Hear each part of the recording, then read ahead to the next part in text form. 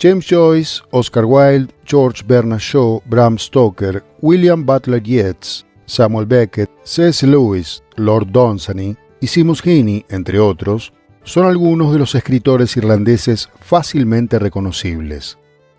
Sin embargo, el más irlandés de todos es casi un olvidado, al menos en lengua castellana, pero en la primera mitad del siglo pasado supo tener fama y consideración crítica internacional, cimentadas por sus cuentos y sus novelas, como Hambre y El delator.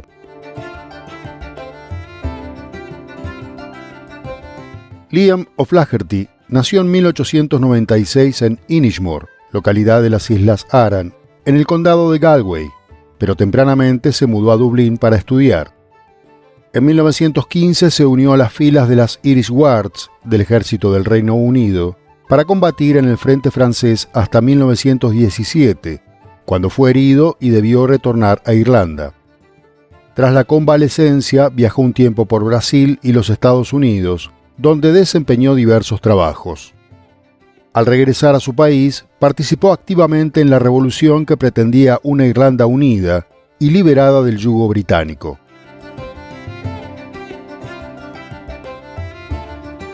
Su primera novela fue La mujer del vecino, aparecida en 1923, pero alcanzaría un éxito rotundo con El delator, publicada 2 años después, que le valió reconocimiento de crítica y público.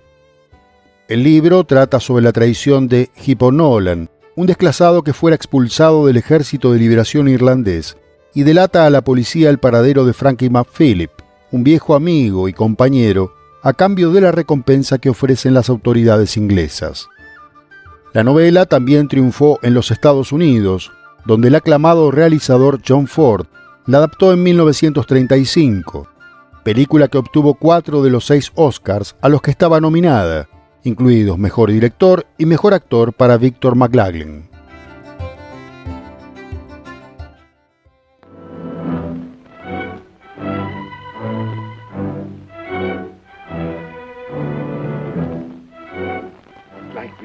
Well, speak up. What do you want to say? I've come to claim the £20 reward for Frankie McPhilip. Frankie McPhilip? He's not here! Get out! Get out of the way! Let me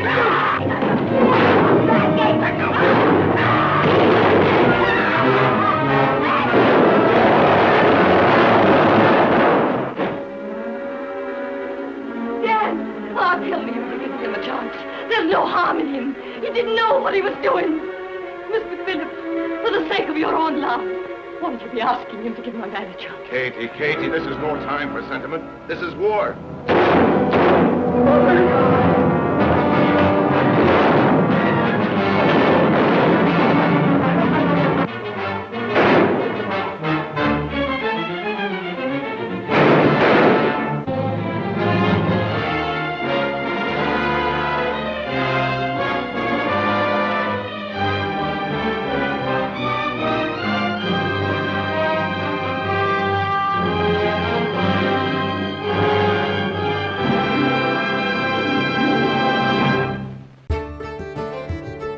Enrolado en el ejército republicano irlandés y luego en el Partido Comunista, O'Flaherty se oponía a la división de Irlanda como había impuesto el Reino Unido.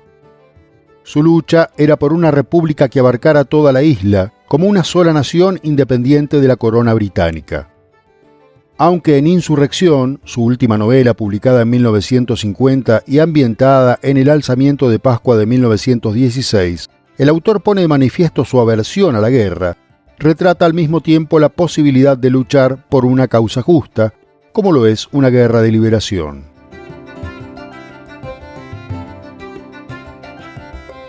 A El delator le siguieron las novelas Mr. Kilhooly en 1926, The Assassin en 1928, The Puritan y Skerret, ambas de 1932, Famine de 1937, Land en 1946, y la ya mencionada Insurrection, entre otras novelas y varios volúmenes de cuentos.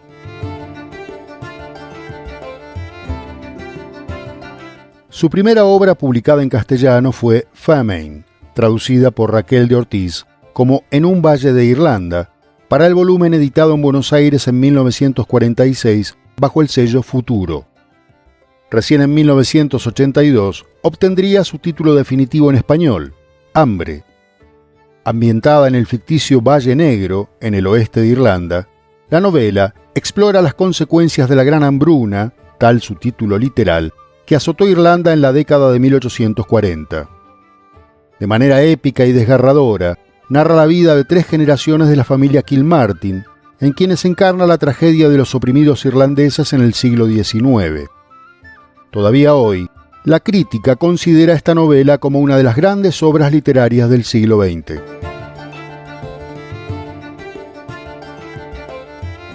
Pero la primera ficción publicada por O'Flaherty fue The Sniper, o El francotirador, cuento aparecido el 12 de enero de 1923 en el semanario socialista The New Leader. Cuando dio a conocer este relato ambientado en la batalla de Dublín, Irlanda estaba sumida en una sangrienta guerra civil que lo tenía a él como combatiente y enfrentaba literalmente a hermanos contra hermanos. Liam O'Flaherty murió en Dublín el 7 de septiembre de 1984 y su cuento El francotirador, que reproducimos en texto y audio para finalizar este informe, es hoy de lectura obligatoria en países de habla gaélica, tanto por su maestría como por su notable final. Que lo disfrutes y no olvides dejar tu comentario, compartir el video, darle me gusta, suscribirte al canal y activar la campanita de notificaciones. Muchas gracias.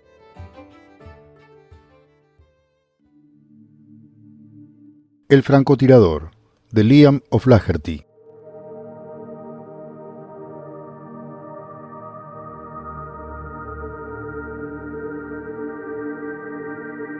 El largo crepúsculo de junio se desvaneció en la noche. Dublín yacía envuelto en tinieblas, excepto por la tenue luz de la luna que brillaba a través de las nubes lanudas, proyectando una luz pálida como si se acercara el amanecer sobre las calles y las oscuras aguas del Liffey. Alrededor del asediado Fourcourts rugieron los cañones pesados. Aquí y allá por la ciudad, ametralladoras y rifles rompían el silencio de la noche, espasmódicamente, como perros ladrando en granjas solitarias.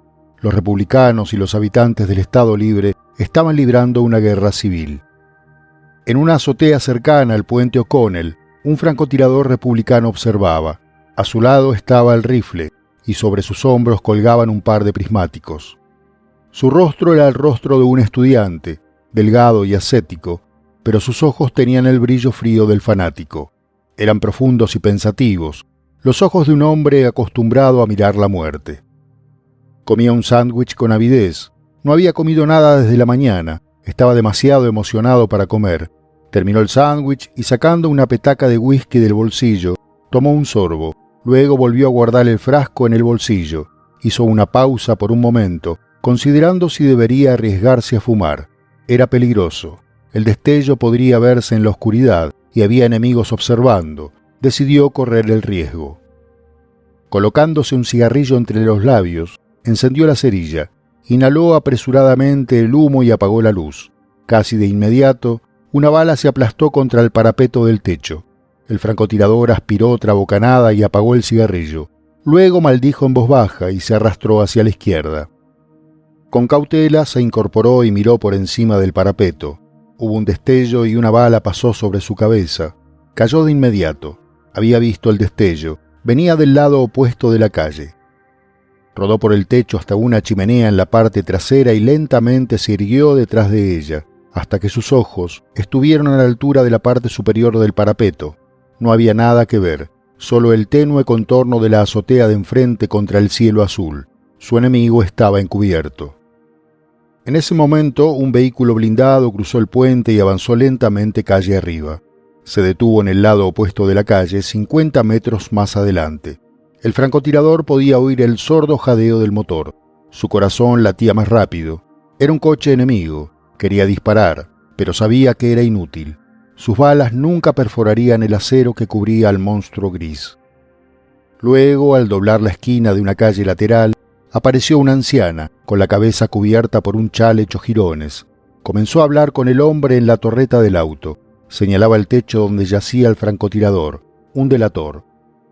La torreta se abrió, aparecieron la cabeza y los hombros de un hombre, mirando hacia el francotirador. El francotirador levantó su rifle y disparó. La cabeza cayó pesadamente sobre la pared de la torreta. La mujer se lanzó hacia la calle lateral. El francotirador volvió a disparar. La mujer se dio vuelta y cayó con un chillido a la cuneta. De repente, desde el techo opuesto sonó un disparo y el francotirador dejó caer su rifle con una maldición. El rifle se estrelló contra el techo. El francotirador pensó que el ruido despertaría a los muertos. Se agachó para recoger el rifle. No pudo levantarlo. Su antebrazo estaba muerto. «Estoy golpeado», murmuró. Se dejó caer sobre el tejado y se arrastró hasta el parapeto. Con la mano izquierda palpó el antebrazo derecho lesionado. La sangre manaba por la manga de su abrigo. No hubo dolor, solo una sensación de amortiguación, como si le hubieran cortado el brazo. Rápidamente sacó el cuchillo del bolsillo, lo abrió en el parapeto y abrió la manga. Había un pequeño agujero por donde había entrado la bala. Del otro lado no había ningún agujero. La bala se había alojado en el hueso. Debe haberlo fracturado. Dobló el brazo por debajo de la herida. El brazo se dobló hacia atrás con facilidad. Apretó los dientes para superar el dolor. Luego, sacando su vendaje de campo, abrió el paquete con su cuchillo. Rompió el cuello de la botella de yodo y dejó que el líquido amargo goteara en la herida. Un paroxismo de dolor lo invadió. Colocó la guata de algodón sobre la herida y la envolvió con el vendaje. Ató los extremos con los dientes. Luego se quedó inmóvil contra el parapeto y, cerrando los ojos, hizo un esfuerzo de voluntad para vencer el dolor. En la calle, debajo, todo estaba en silencio. El vehículo blindado se había retirado rápidamente sobre el puente, con la cabeza del artillero colgando sin vida sobre la torreta. El cadáver de la mujer yacía inmóvil en la cuneta. El francotirador permaneció inmóvil durante mucho tiempo, acariciando su brazo herido y planeando escapar. La mañana no debe encontrarlo herido en el techo. El enemigo en el techo opuesto cubrió su escape. Debió matar a ese enemigo y no podía usar su rifle. Solo tenía un revólver para hacerlo. Luego pensó un plan. Se quitó la gorra y la colocó sobre la boca de su rifle. Luego empujó el rifle lentamente hacia arriba sobre el parapeto, hasta que la gorra fue visible desde el lado opuesto de la calle. Casi de inmediato, hubo un informe y una bala atravesó el centro de la gorra. El francotirador inclinó el rifle hacia adelante. La gorra se abrochó a la calle. Luego, cogiendo el rifle en el medio, el francotirador dejó caer su mano izquierda sobre el techo y la dejó colgando, sin vida. Después de unos momentos, dejó caer el rifle a la calle. Luego se hundió hasta el techo, arrastrando su mano con él. Arrastrándose rápidamente sobre sus pies, miró hacia la esquina del techo. Su artimaña había tenido éxito. El otro francotirador, al ver caer la gorra y el rifle, pensó que había matado a su hombre. Ahora estaba de pie, ante una hilera de chimeneas, mirando al otro lado, con la cabeza claramente recortada contra el cielo del oeste.